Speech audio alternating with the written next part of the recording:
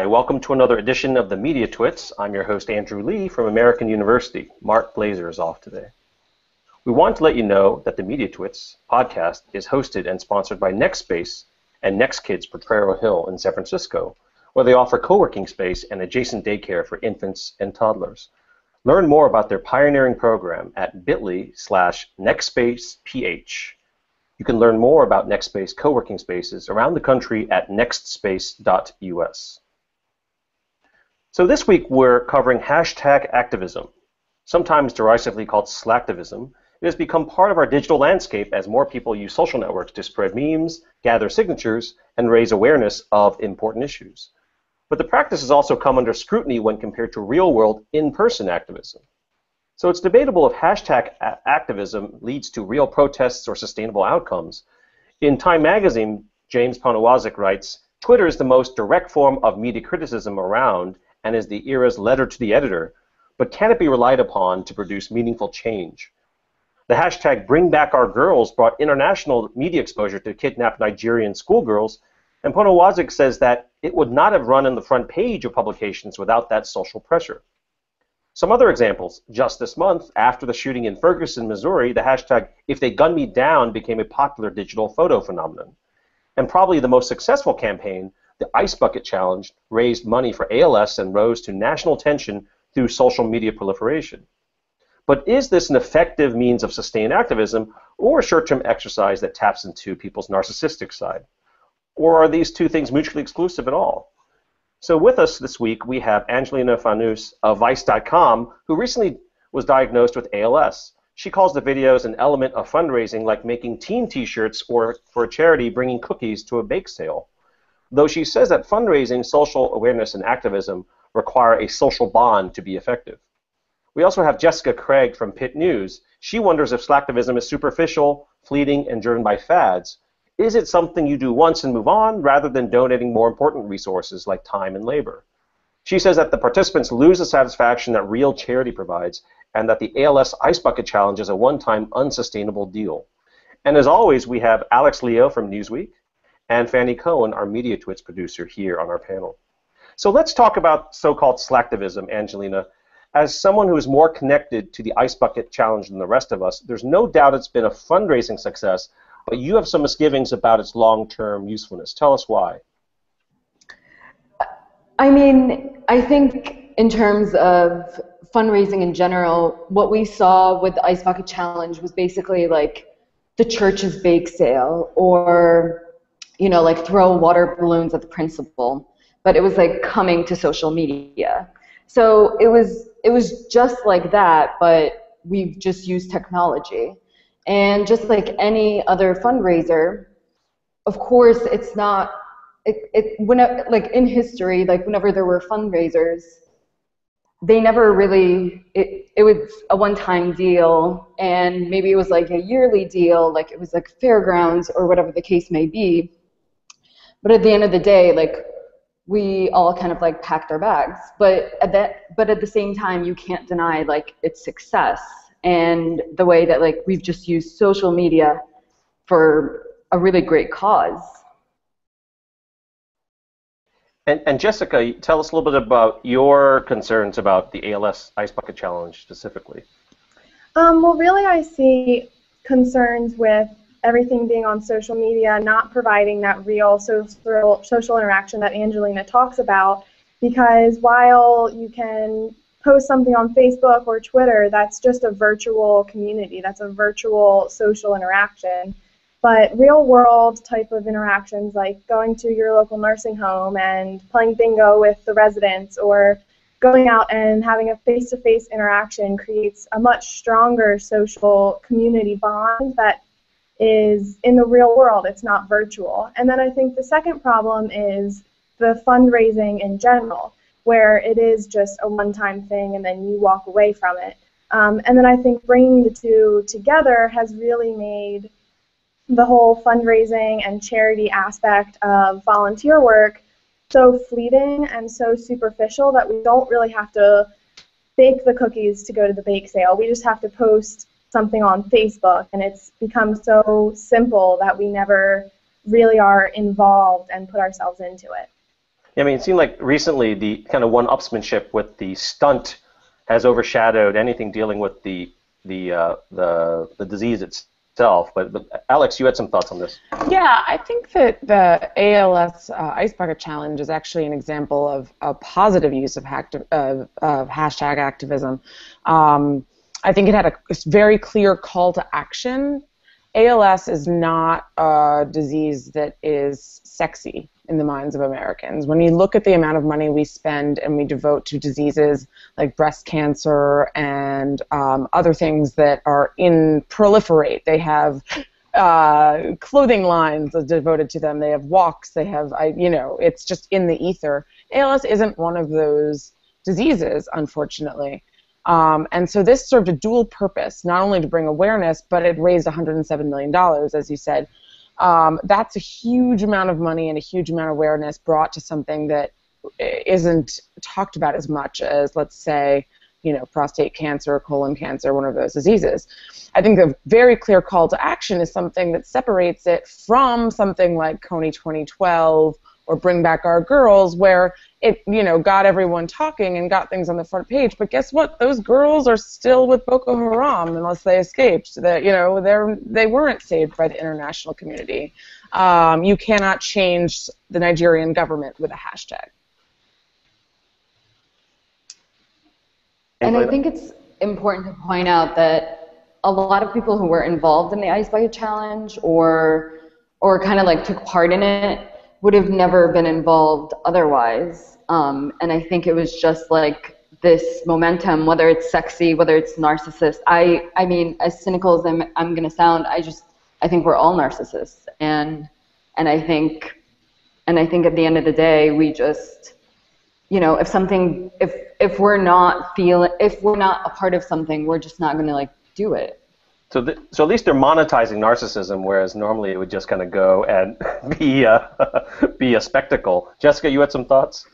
Yeah, I think one thing that you're overlooking with other types of diseases that have gained national media attention is that they do affect thousands and millions of people. And that's not to say that ALS is any less deadly or any less important, but I think it's something that people are more familiar with because someone directly who's been affected by that. So I don't think it's necessarily that cancer or other types of illnesses are any more attractive or sexy than ALS is, but just that it's been a major problem that society has garnered a lot of attention towards.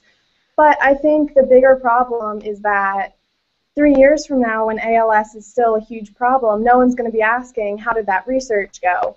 Have we developed a treatment, a cure? Just like public media right now isn't asking, where did those girls go? Did we ever get them back? No one cares anymore. But 3 years from now, people are still going to be affected by ALS the same as they are today. I'd just like to jump in there. There was recently an infographic put out about where we put our money versus what diseases kill us. And those two things don't align. A lot of this is marketing. And I don't mean to diminish anyone's experience with any kind of disease. What I'm saying is there are some that are better managed than others when it comes to communications and marketing efforts behind those things. And there are some, like Alzheimer's, that affects a huge number of people that, needs a Seth Rogen sitting on a congressional panel talking about it and how it affects his life for that to be in the public presence. And you can see the coverage of tons of magazines that happened as a result of that. I don't mean to diminish any kind of,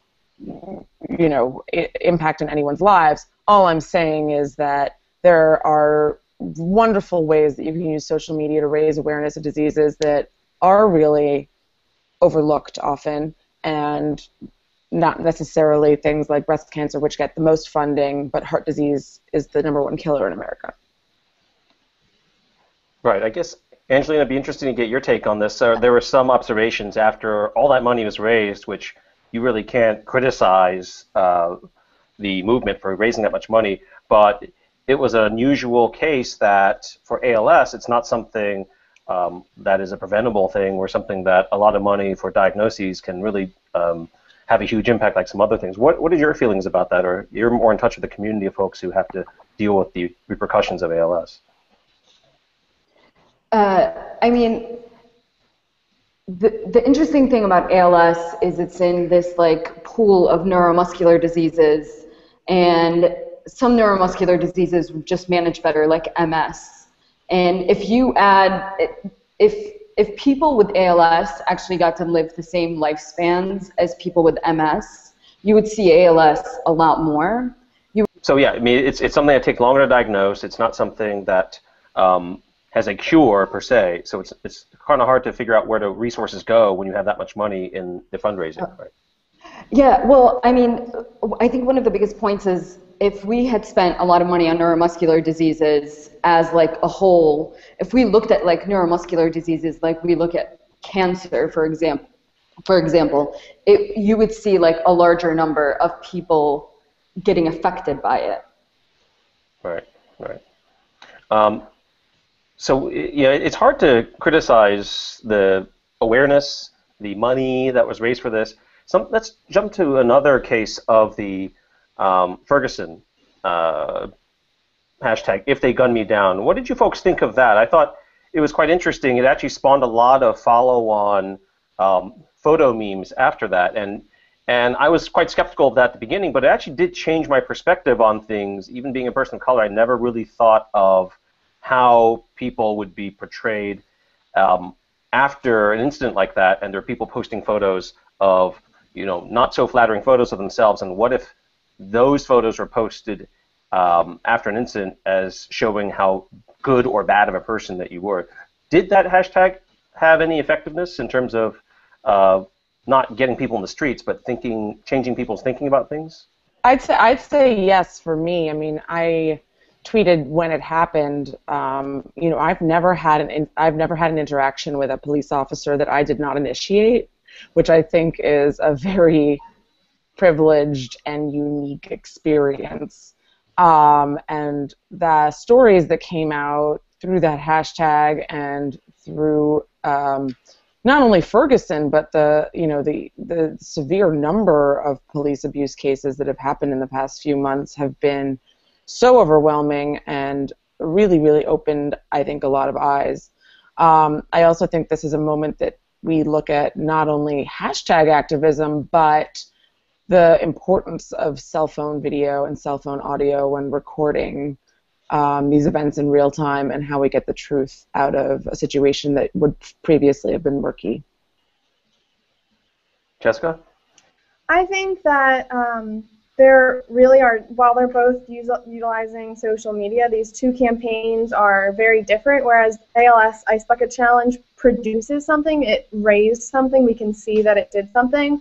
But what does posting a picture on Twitter of you, what does that do? It's opening eyes, yes, but I think it's more just spreading propaganda and exaggerated statistical facts.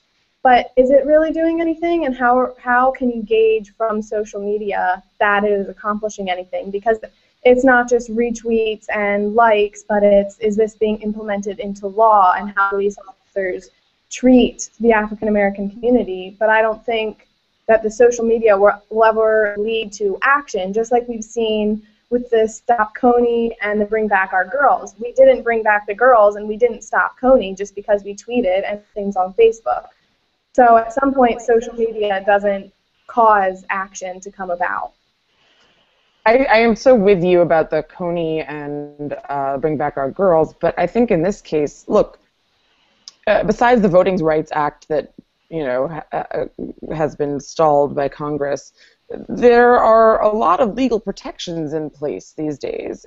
We're not in the legal part of race in this country. We're in the hearts and minds part of the fight for race in this country. And I think that this was a huge moment for that. Seeing how one person, my father said, he was on board with the black men in a hoodie being very terrifying. And I think people posting pictures of themselves of what they look like every day and how they are perceived based on the way they're dressed and the way they act. I can wear a hoodie all day long. No one's going to shoot me. I think this is a hearts and minds campaign, not a one meant to affect legal action. Yes, but even then, how does that change the hearts and minds? It's not asking you to make any change because it has such a simplified message. There's a whole slew of facts that go along with why that kid was shot, because he had just robbed something, because he looked suspicious. It's just not as simple as I looked this way, so he shot them.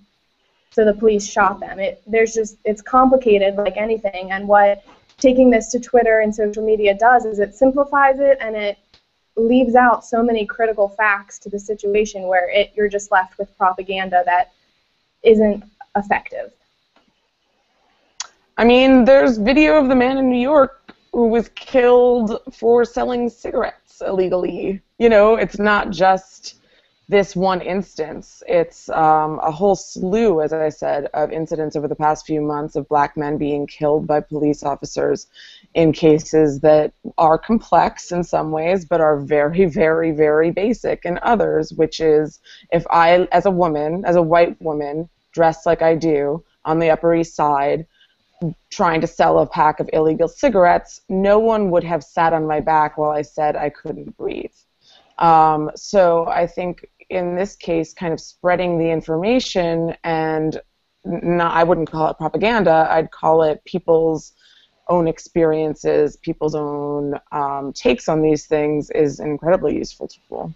Yeah, one of the things, I don't know if it made it out of D.C., but one thing that was quite popular or made the rounds here in D.C. was this picture taken at Howard University, which is a historically black college, and this was pretty stark, after Ferguson, to have all these kids here during the first week of school kind of have this kind of solidarity photo. Not that this proves anyone's innocence or guilt, but it was quite fascinating to see so many folks in one location kind of sympathize with the idea that things are not so equal in the U.S. when it comes to police and the color of your skin, which I thought was quite fascinating. I don't know how far it made it outside of the D.C. area, but if it started a conversation with folks, sharing their experiences, whether it is black youth or folks stopped by police, I thought that was really fascinating to see that conversation start flying back and forth on social media.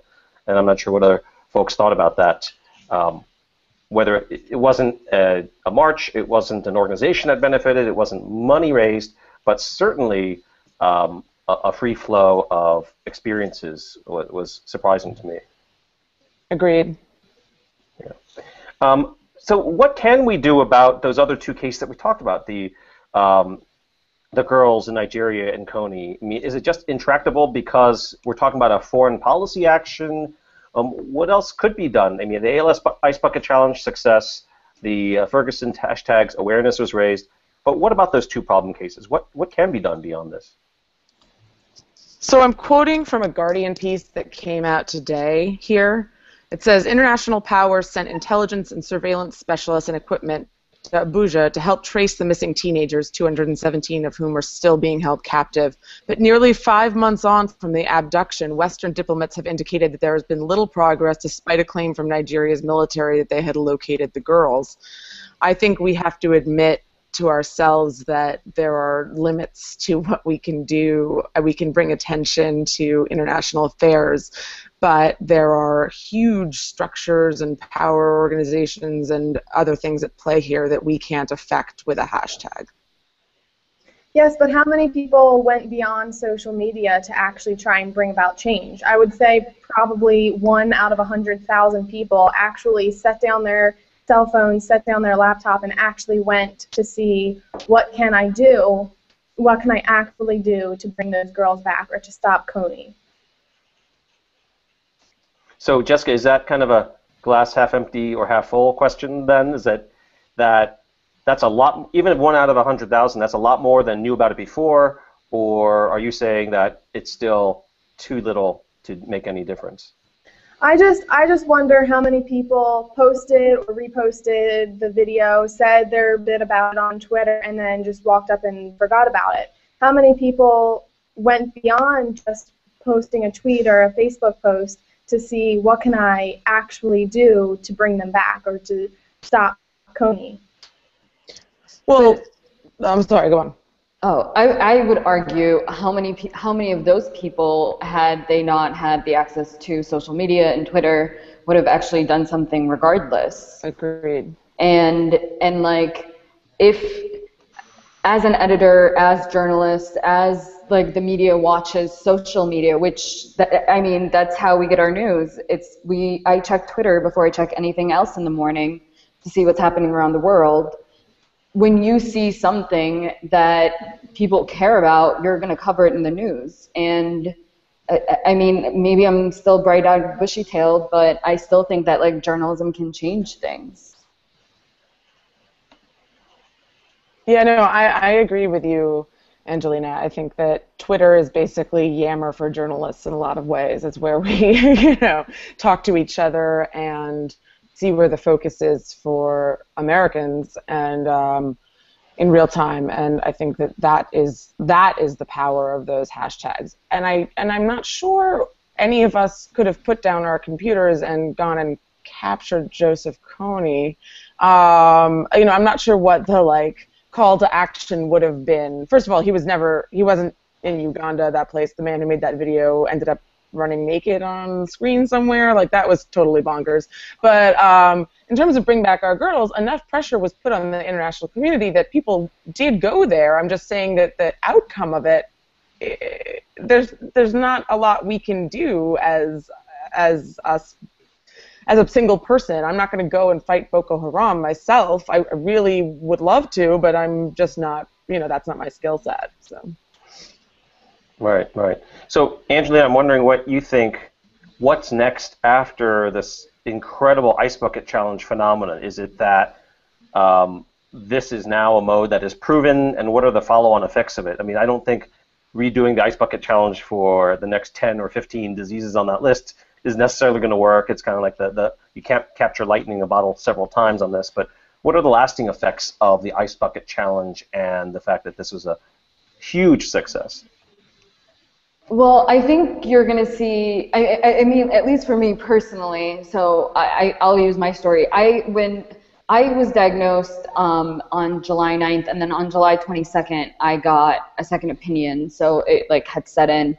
And then a few days later, it just kind of took social media by storm, which I thought was strange and serendipitous, but I wouldn't write about it for a while because, I don't know, I just didn't, for some reason, I just wasn't comfortable. And then as it gained more and more and more momentum, I felt the need to share my story.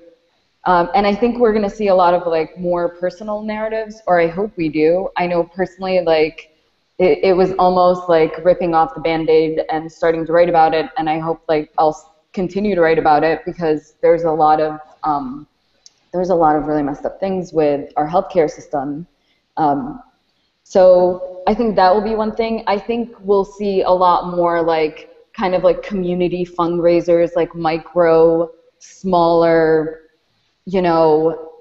let's do this thing and kind of raise awareness for something that doesn't usually get any time in the limelight. And then, and I'm really hoping a lot of money goes to research because I really like my life. Right, and best of luck on that. I mean, that's something that is just, the timing is amazing if you think about your story and how this hashtag just took off. Yeah, I couldn't believe it. I was like, I can't believe this is actually happening. Right.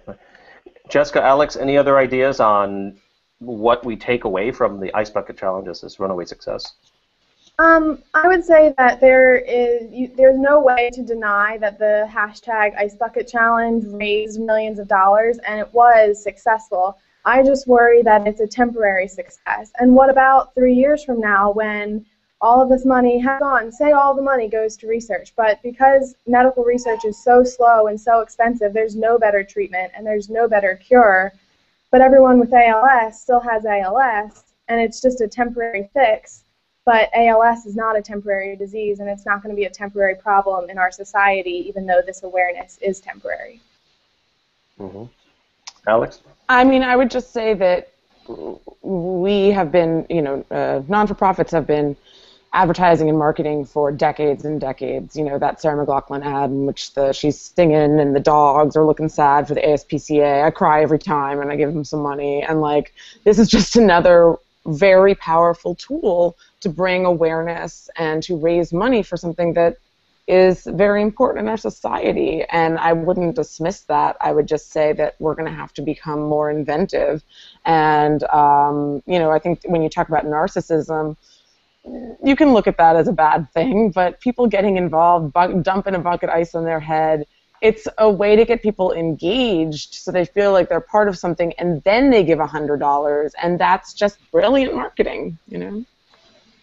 Yeah, and I mean, I also just want to say, I think I like that there isn't anything that you have to buy that's part of this, that it's free to participate in this. There's no branding element, at least not yet. Nobody's buying ALS branded buckets to pour over their head. And I mean, nonprofits are always struggling with figuring out the new hook to get people to notice and talk.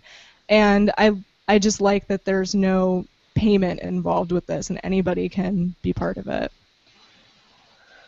Right. I mean, that was part of the playfulness of it, was that it didn't demand a lot, but a lot was given, which is pretty cool to see. So thanks so much for joining us. It was a great conversation. And Jessica Craig from The Pitt News, Angelina Famous from Vice.com, Alex Leo from Newsweek, and our producer, Franny Cohen. And Angelina, best of luck on everything related to ALS. We'll be watching you and hope to hear from you on how things are going. And thank you all for being with us on the PBS Mediatwits. See you next week.